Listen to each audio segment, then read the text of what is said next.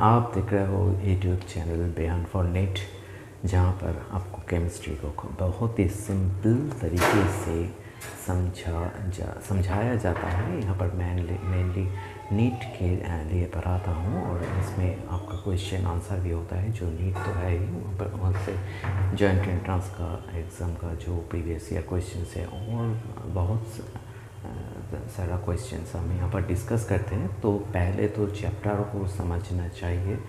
तो अगर तुम चैप्टर को नहीं समझ पाते हो तो तुम कोई भी एमसीक्यू अटेम्प्ट नहीं कर सकते हो। तो इसीलिए मैं पहले चैप्टर को एक्सप्लेन करता हूँ और उसके बाद क्वेश्चन आंसर तो होगा ही। तो इसलिए आपको क्या करना है, आपको हमारे साथ रहना है। कैसे साथ रहोगे? आपको चैनल को सब्सक्राइब करना है और वीडियो को ज़रूर देखना है, पूरा देखना है, आपका काम में आएगा। ये मैं गारंटी के साथ बता सकता हूँ कि आपके काम में ये वीडियो ज़रूर आएगा। तो प्रीवियस वीडियो में मैंने बताया था रदरफोर्ड एटॉमिक मॉडल मैंने डिस्कस किया था। Rutherford atomic model, Rutherford atomic model का जो ड्रॉबैक्स था वो भी डिस्कस्ड हुआ है। और उसके बाद उसका नील्स बोर कैसे रदरफोर्ड एटॉमिक मॉडल को रेक्टिफाई किया, उन्होंने उनका जो पोस्टुलेट्स दिया एटॉमिक मॉडल के तो वो भी हमने डिस्कस किया है। अब हम देखेंगे जो चारों क्वांटम नंबर है। तो एटम्स में इलेक्ट्रॉन्स तो रहता है, कहाँ पर रहता है? डिफरेंट शेल्स में रहता है। तो कैसे रहता है तो ये हम देखेंगे। इसलिए हमें क्या सीखना है? Electronic configuration. तो इलेक्ट्रॉनिक कॉन्फ़िगरेशन जानने के लिए हमें पहले जो चार क्वांटम नंबर्स है, क्वांटम नंबर्स को समझना है। ये क्वांटम नंबर्स होता क्या है? अगर आपको कोई पूछे कि आपका घर कहाँ है, आप अगर इंडिया के बाहर हो तो आप कहोगे कि हम इंडिया में रहते हैं। अगर वो आदमी इंडिया में आता है तो देखता है यहाँ पर तो बहुत सारे स्टेट्स है, बहुत जगह है, तो उसको आपको कहना है कि इंडिया के कौन सा स्टेट में आप रहते हैं। तो आपने कहा कि मैं वेस्ट बंगाल में रहता हूँ। तो अगर वेस्ट बंगाल में रहते हो तो तुमने दो चीज़ कहा। पहले कहा कंट्री क्या है, उसके बाद में कहा कि आपका स्टेट कहाँ है, और उसके बाद में स्टेट वेस्ट बंगाल में जाकर देखेगा कि बहुत सारे सिटी वहाँ पर है। तो आपको तो वहाँ पर कंफर्म करना है तो आप कौन सा सिटी में रहते हो। तो अगर आपने कहा कि मैं कलकत्ता में रहता हूँ तो आपने तीनों बात बताए। नंबर 1 आपका कंट्री क्या है, आपका स्टेट कहाँ है, उसके बाद आपका आता है आपका सिटी कौन सा है। कलकत्ता में आएगा वो तो आपको ढूंढेगा तो देखेगा कि कलकत्ता में भी तो बहुत सारी जगह है। तो आपको फिर स्पेसिफाई करना है कि आप प्रॉपर कलकत्ता में कौन सा जगह में रहते हो। तो इसी तरह इलेक्ट्रॉन कहाँ रहता है? अगर बाहर से कोई पूछे इलेक्ट्रॉन कहाँ रहता है तो इलेक्ट्रॉन तो एटम के अंदर रहता है। तो एटम में जाकर देखोगे तो वहाँ पर बहुत सारे एनर्जी लेवल्स है। तो तुम जिस इलेक्ट्रॉन को ढूंढ रहे हो उस इलेक्ट्रॉन कहाँ है, इसके लिए एक तो स्पेसिफाई करना है उसका कौन सा एनर्जी लेवल। एनर्जी लेवल कौन सा होता है? जो प्रिंसिपल क्वांटम नंबर होता है n = 1 2 3 4 5। तो तुमने बताया कि आपका तुम्हारे तुम जो इलेक्ट्रॉन को ढूंढ रहे हो वो इलेक्ट्रॉन को बताया गया कि वो n = 3 में है। तो तुम क्या करोगे? n = 3 में जाओगे। n = 3 में जाकर देखते हो वहाँ पर तो बहुत सारे सब सेल्स है, सब energy levels. n = 3 third energy level, वो तो सब एनर्जी लेवल में डिवाइड हुआ है। तो तुम्हारे इलेक्ट्रॉन कौन सा है इसको जानने के लिए फिर तुम्हें और एक एड्रेस चाहिए ना। तो वो जो थर्ड एनर्जी लेवल में आप कौन सा इलेक्ट्रॉन तुम्हारा है ये जानने के लिए जो सब एनर्जी लेवल है उसका क्वांटम नंबर तुम्हें मालूम होना चाहिए। तो वहाँ पर उसका क्वांटम नंबर है एजिमुथल क्वांटम नंबर। तो पहले जो था जो मेन एनर्जी लेवल को डिस्क्राइब करता है वह है प्रिंसिपल क्वांटम नंबर। और प्रिंसिपल क्वांटम नंबर के में जाते हो, मेन एनर्जी लेवल में जाते हो, वहाँ पर देखते हो कि वहाँ पर भी एनर्जी लेवल डिवाइड हुआ है। तो अब कौन सा सब एनर्जी लेवल है, इसके लिए और एक क्वांटम नंबर तुम्हें जानना होगा। उसको कहते हैं एजिमुथल क्वांटम नंबर और सेकेंडरी क्वांटम नंबर। तो एजिमुथल क्वांटम नंबर तुम्हें बताया गया कि अगर n = 3 होता है तो एजिमुथल क्वांटम नंबर उसके लिए होगा एजिमुथल क्वांटम नंबर को डिनोट करता है L, स्मॉल l। तो L का वैल्यू होगा 0, L का वैल्यू होगा 1, L का वैल्यू होगा 2।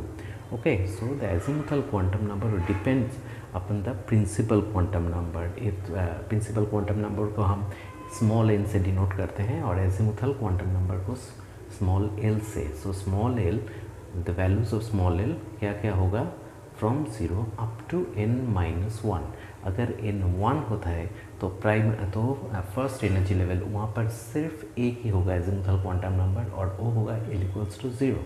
अगर n2 होता है सेकेंड एनर्जी लेवल तो एजिमुथल क्वांटम नंबर L का वैल्यू होगा L equals to 0 and L equals to 1, क्योंकि 2 माइनस 1 तो 1 होता है, तो L इक्वल्स टू 0 और 1। तो सेकेंड एनर्जी लेवल में दो एजिमुथल क्वांटम नंबर है, वो L equals to 0 and L equals to 1। अगर तुम थर्ड एनर्जी लेवल में जाते हो जहाँ पर n का वैल्यू होता है 3, तो एजिमुथल क्वांटम नंबर का वैल्यू होगा 0 to 3 minus 1, that is 0 to 2, that is L equals to 0 एक होगा, L इक्वल्स टू 1 एक होगा, और L इक्वल्स टू 2 और एक होगा। तो तीनों एजिमुथल क्वांटम नंबर होगा। तो फर्स्ट एनर्जी लेवल में एक ही है, L equals to 0। Second energy level में दो सब एनर्जी लेवल्स है, L equals to 1 and L equals to 0। Third energy level में तीन सब एनर्जी लेवल सब सेल्स है, वो है L equals to 0, L equals to 1, L equals to 2 and ऐसे करके ही चलता है।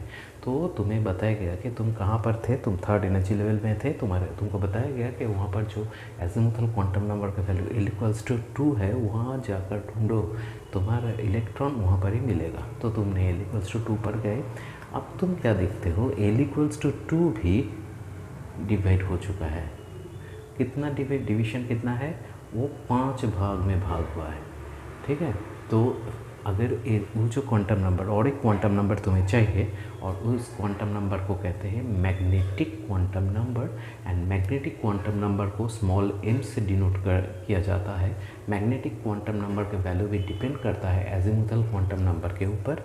अगर एजिमुथल क्वांटम नंबर को स्मॉल l से तुम डिनोट करते हो तो वहाँ पर मैग्नेटिक क्वांटम नंबर का वैल्यू क्या होगा, -l से +l तक सब। सो अगर L is 0, L equals to 0, यहाँ पर मैग्नेटिक क्वांटम नंबर एक ही होगा, वो होगा 0, क्योंकि -0 +0 तो सेम ही होता है। तो वहाँ पर एक ही मैग्नेटिक क्वांटम नंबर होगा, और वो होगा m इक्वल्स टू 0। अगर तुम L इक्वल्स टू 1 पे जाते हो तो वहाँ पर मैग्नेटिक क्वांटम नंबर कितना होगा, क्या क्या होगा, from -l to +l, that is from -1 to +1, that is -1 0 then +1, 3। अगर तुम L इक्वल्स टू 2 में जाते हो तो वहाँ पर मैग्नेटिक क्वांटम नंबर का वैल्यू क्या होगा, -2 to +2 सब। तो m इक्वल्स टू क्या होगा, -2 -1 0 +1 +2। तो पाँचों मैग्नेटिक क्वांटम नंबर होगा L इक्वल्स टू 2 में। ऐसे करके L इक्वल्स टू 3 में क्या होगा, -3 to +3, दैट इज़ 7 होगा, -3 -2 -1 0 +1 +2 +3, ऐसे करके चलता है। तो तुम कहाँ थे, पहले तो तुम थे n इक्वल्स टू 3 में। n इक्वल्स टू 3 में जाकर देखा कि वहाँ पर एजिमुथल क्वांटम नंबर से और डिवाइड हो चुका है, और वो वहाँ पर एजिमुथल क्वांटम नंबर और सब एनर्जी लेवल क्या क्या है, L इक्वल्स टू 0 है, L इक्वल्स टू 1 है, और L इक्वल्स टू 2 है। तुम्हें बताया गया कि तुम्हारा इलेक्ट्रॉन L इक्वल्स टू 2 में है। अब तुम L इक्वल्स टू 2 में जाते हो, वहाँ पर देखते हो वो भी डिवाइड हो चुका है। वहाँ पर जो उसको एड्रेस करने के लिए जो एड्रेस है, जो क्वांटम नंबर है, उसको मैग्नेटिक क्वांटम नंबर कहते हैं। मैग्नेटिक क्वांटम नंबर का वैल्यू क्या है, for L equals to 2 it is -2 -1 0 +1 +2। तुम्हें बताया गया कि तुम्हारा इलेक्ट्रॉन चलो m इक्वल्स टू +2 में है। तो अब तुम m इक्वल्स टू +2 में जाते हो, पर वहाँ पर भी जाकर देखते हो कि वहाँ पर 2 इलेक्ट्रॉन प्रेजेंट है। एक तो घूम रहा है क्लॉकवाइज और एक घूम रहा है एंटी क्लॉकवाइज। तो ये 2 इलेक्ट्रॉन जिसका magnetic quantum number value same है, पर those 2 electrons are distinguishable by which, by their spin. Actually one is rotating clockwise and the other one is rotating anti clockwise. तो एक का स्पिन क्वांटम नंबर, तो और एक quantum number आ जाता है उसको स्पिन को डिस्क्राइब करने के लिए।